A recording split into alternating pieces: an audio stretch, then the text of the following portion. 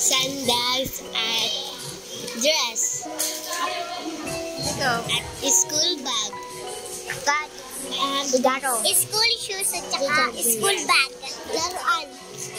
Laruan pati dance. Nagabi, isinilang siya sa mundo. Sa inyo ay totoo ang Pasko. Ang pinakamagandang kwento.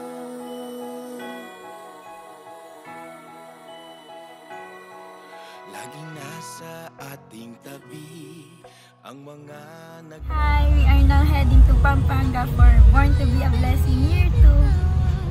Lagi tayong pinagdarasal, nalalampasan ang pag-aalala sa bawat hakbang magkasama. Hi everyone! So we are Team Bloom Philippines. So we are the pioneer fandom of BINI, the P-pop girl group under ABS-CBN. 1, 2, 3! Go, Bloom! Nandito ulit kami. Naalala niyo ba kami? Naalala niyo ba sila?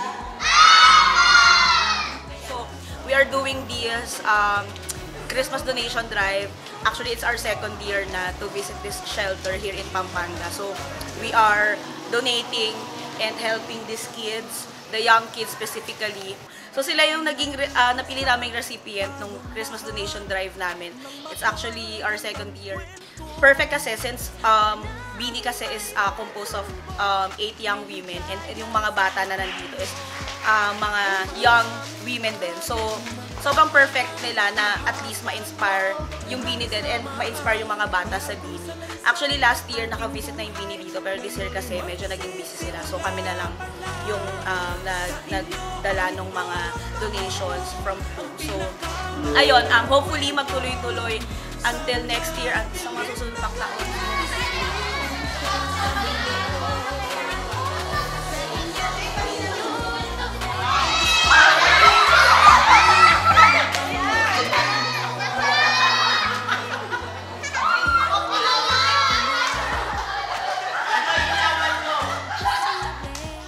Excited sila lagi.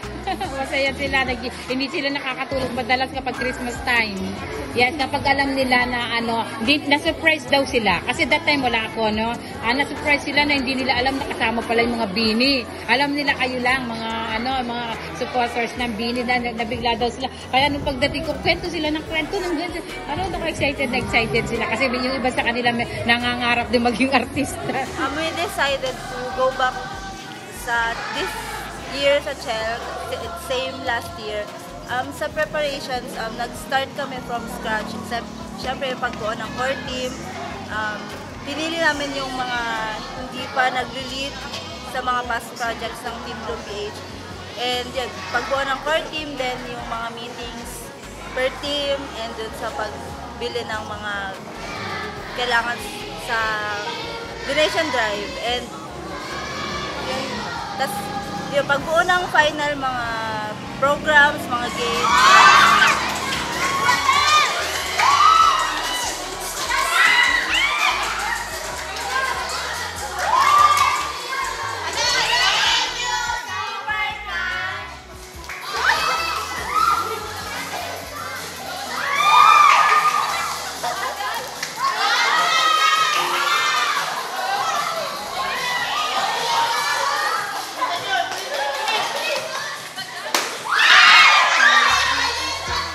It's a privilege po, since lalo na as a new admin, para din po ma-help din po sa advocacy or sa mga projects ng Team Bloom.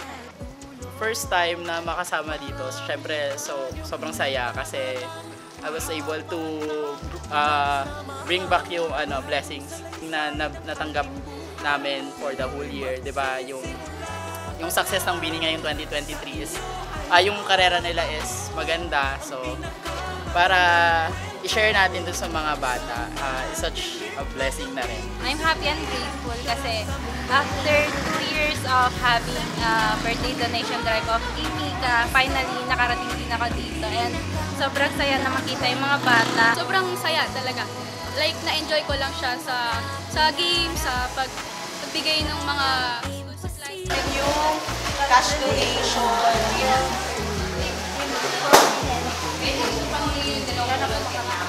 So maraming salamat sa lahat ng na nag-donate ng mga in-kind donations, yung mga rice, yung mga oil, sugar, and of course yung mga nag-donate ng cash.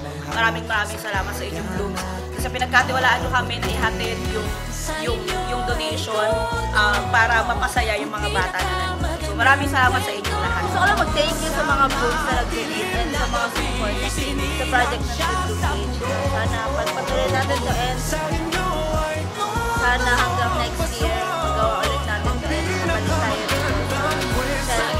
para sa mga bata. Team Bloom and Dini, sana palagi kayong malakas ang pangangatawan. Yung mga hakitain ninyo sa buhay, lagi namin ipagdarasal. Sana huwag kayong magsasawa, walang makasakit sa inyo. Laging bukas ang mga puso ninyo sa lahat na nangangailangan. Hindi lang dito sa institusyon na to.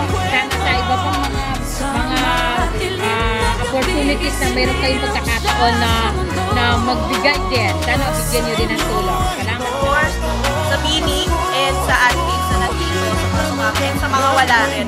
Maraming salamat sa support sa project, and hopefully, mapatuloy pa natin to sa masusunod pang taon. Yun. Merry Christmas, Bini and Blue!